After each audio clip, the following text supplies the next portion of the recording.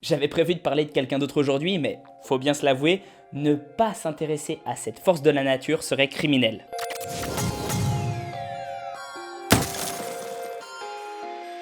Larry Wheels est né le 3 décembre 1994. Le 3 décembre 1994 ? Ça veut dire qu'il est plus jeune que moi ? Le choc. Bref, reprenons, à 115 kg pour 1m85, c'est un beau bébé. Son histoire est digne d'un film, un Rocky ou un truc du genre. Ayant grandi dans le Bronx, un quartier de New York réputé comme pas très sûr.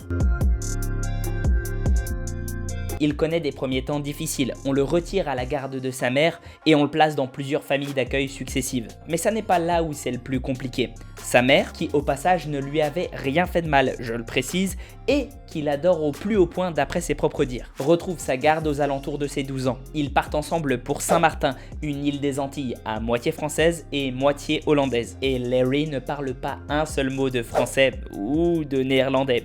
C'est tout le problème. Il n'existe qu'une seule école sur l'île à laquelle sa mère n'a définitivement pas les moyens de l'inscrire. Il est donc déscolarisé pendant toute cette période qui dure entre 2 et 3 ans. Désœuvré, s'ennuyant ferme d'après ses propres dires. Sa vie là-bas n'est pas favorisée par les locaux qui le considèrent comme riche et qui donc prennent un malin plaisir à le dépouiller. Il décide donc, à la fois pour s'occuper mais aussi afin d'être capable de se défendre contre ses agressions, de se construire un physique impressionnant. Avec l'aide de sa mère, il construit une barre d'haltères rudimentaire constituée d'un manche à balai et de 2 blocs de ciment. Elle vient compléter son entraînement au poids du corps. De retour aux USA, il reprend les études pour se rendre compte qu'il ne pourrait finalement arriver au bac avec toutes ces années de retard que à 21 ans au minimum. Découragé, il décide plutôt de se trouver un petit job qui lui permettra de financer sa passion, le bodybuilding. La suite est en cours tout en faisant déjà partie de l'histoire. Parlons maintenant de ses performances. Larry a véritablement commencé avec la compétition de force athlétique parce qu'il s'est rendu compte en définitive que le bodybuilding c'était pas trop sa came.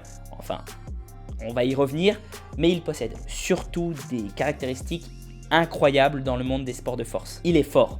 Vraiment fort, je veux dire. À son actif, il possède 2 records du monde dans 2 catégories différentes, toutes fédérations confondues en force athlétique, soit un total des 3 principaux mouvements que sont le développé couché, le squat et le deadlift. Un réalisé à 110 kg de poids de corps avec un total de 984 kg soulevés et un à 124 kg de poids corporel pour un total de 1031 kg. Sans compter qu'il fait très régulièrement des PR ou records personnels très impressionnant sur Instagram et contrairement à un certain Brad Castleberry, c'est pas du fake. Ils ne sont pas loin des records mondiaux ou de strongmen beaucoup plus grands et lourds que lui. Mais ça ne s'arrête pas là parce qu'il s'est aussi réinvesti dans le bodybuilding, à tel point qu'il a gagné dès sa première participation à une compétition, le NPC Gold Coast Classic. Bon, après je connais mal le body, surtout aux USA, donc je sais pas du tout si c'est un grand événement ou pas. Mais quand même, quand on voit son physique lors du show, c'est impressionnant. Mais pourquoi diable te parler de lui dans une série sur les strongmen ? Eh bien j'ai connu Larry parce qu'il est allé régulièrement s'entraîner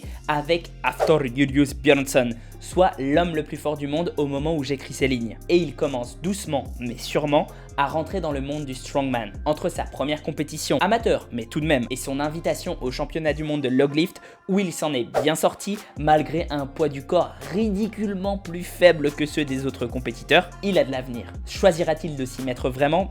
Je ne sais pas, mais j'espère. Mais alors, qu'est-ce qui cause son succès ? Déjà évidemment, il se dope, mais comme tous les bodybuilders, tous les powerlifters, tous les strongmen de haut niveau. En revanche, la différence, c'est qu'il l'admet ouvertement dans une vidéo YouTube et qu'il incite les jeunes à ne pas faire comme lui ou en tout cas à réfléchir avant de le faire. Il explique très justement pourquoi il le fait.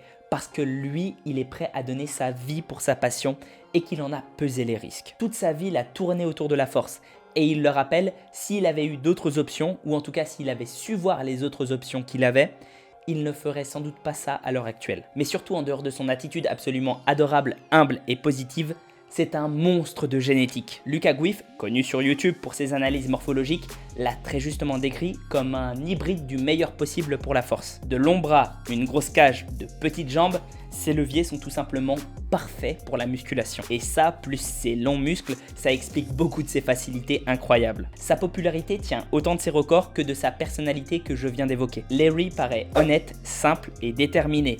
Je t'invite grandement à le suivre sur YouTube et sur Instagram, tu verras, c'est le roi de la motivation. D'ailleurs, pense aussi à suivre mon Insta, à passer nous voir sur Discord, à me laisser laisser un petit tip sur Utip ou Tipeee, à t'abonner, liker, partager, commenter, activer la cloche, bref, la routine habituelle. Pour ce qui est de ses entraînements, on peut les suivre sur Instagram, mais il semble en changer régulièrement. Ce qu'on sait en revanche, c'est qu'il accorde une grande attention au repos et au travail de la force maximale.